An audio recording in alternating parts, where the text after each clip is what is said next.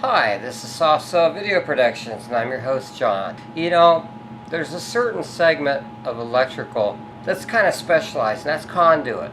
Let's go over some of the tools we use and the techniques of how to use them real quick.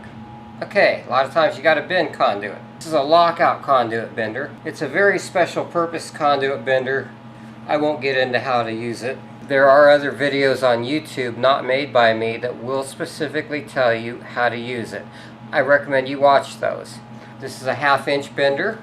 This is a 3/4 inch bender. And then this is the Papa Bear bender. This is a 1 inch bender. A lot of times you got to cut conduit. To cut conduit, you can use a hacksaw or you can use a sawzall. Now when you cut a piece of conduit, you don't need a vise. You just need 2 hands. One hand to hold the pipe, one hand to hold the sawzall.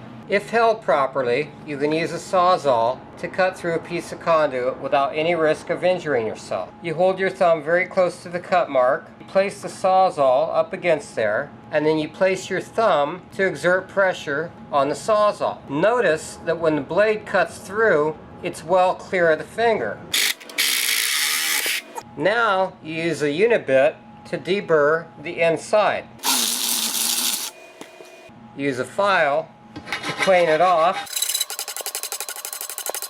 and then for good measure you buff it out. It's completely buffered with no burrs, couldn't cut you if you wanted it to. So that's the proper use of the sawzall, the unit bit, and the file.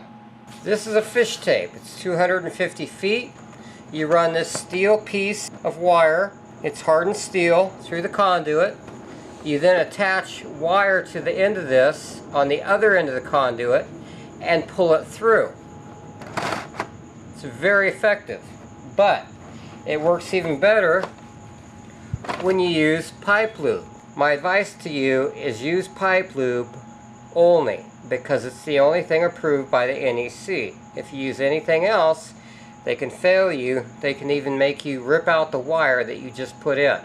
So always use approved pipe wax when pulling wire through conduit. These are Channellocks, and they work very good for tightening EMT fittings.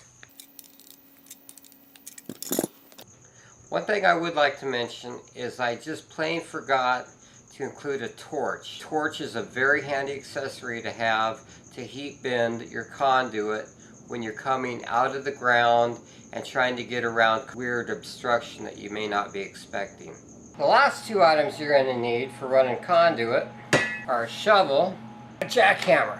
This thing will do the work of about 20 people. I hope you enjoyed this segment. It was fun for me too.